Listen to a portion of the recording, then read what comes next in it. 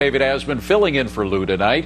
Top Republicans now demanding an update from the U.S. Attorney examining Hillary Clinton and allegations of FISA surveillance abuse at the FBI and the Department of Justice. Now, John Huber has been investigating alleged misconduct since March of 2018, when more than a dozen current and former DOJ and FBI personnel interviewed by the House committees say they have still not been interviewed by Mr. Huber. So what is he doing? Joining me now, Victoria Toensing, a former Deputy Assistant Attorney General for the Criminal Division of the Justice Department, and Joe diGenova, a former U.S. Attorney for the District of Columbia. They are the founding partners of the diGenova and Toensing law firm. Good to see you both. That's a mouthful, that law firm. It took Lou through three shows to get it. I'll get it next time, I promise. All right, Joe, let's talk about, first of all, what's happening with Mr. Huber. I mean, he's got a lot to investigate, whether you're talking about what I think is a more substantive collusion story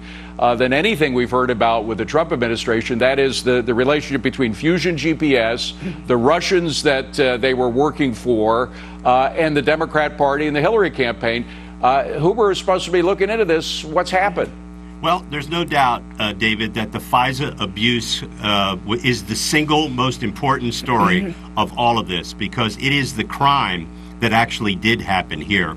And we know that contractors working for the FBI abused all that information that they got from the National Security Agency. So the question is, what's Mr. Huber doing about it? If he hasn't interviewed the 12 people that the House members say haven't been interviewed, this was then nothing more. The appointment of Huber by Jeff Sessions was nothing more than a head fake.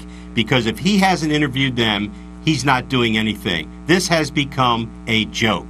And guess who else he has not interviewed? Who's that? My client, Doug Campbell, the Uranium One whistleblower.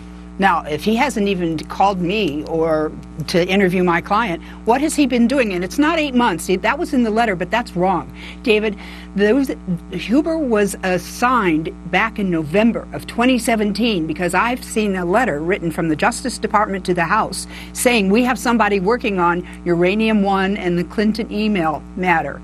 Those were the words. And then in March, Jeff Sessions announced that it was Huber. So he's been working on it much longer than that. Well, but to what effect? I mean, it just seems extraordinary that somebody could be assigned to something like that seems to have so many ripe elements, whether it's the uranium story or the Fusion GPS story or the FISA story. I mean, there's got to be somebody that could get information about what they've been doing. I know the Republicans don't have the House anymore, but they still have the Senate. They have investigative committees in the Senate, right? Well, it shows how feckless, though, the Republicans were in the House of Representatives. Goodlatte and Trey Gowdy were absolutely failures as chairman of those committees. I think that Lindsey Graham, who will be the new incoming chairman of the Senate Judiciary Committee, has made it very clear he's going to get answers. He's going to conduct investigations. He's serious. I think he will get the answers that are necessary. But let's face it, at this point, Huber, for all intents and purposes, has done absolutely nothing. Well, meanwhile, there's an interesting case. I don't know if there's anything here, but the woman lawyer who went in for that meeting with Donald Trump Jr., who, of course, met with Fusion GPS both before and after that meeting, which leads you to wonder whether it was a setup of some kind. Veselnitskaya, I think I pronounced her name correctly. Perfect. Anyway, she was charged in a money laundering case. Do either of you know what's going on there? That is a case that's totally unrelated to the Russian probe by Bob Mueller. It was brought by the Southern District of New York, and it apparently grew out of some investigation that they were doing about a civil case in New York. But it does show one thing.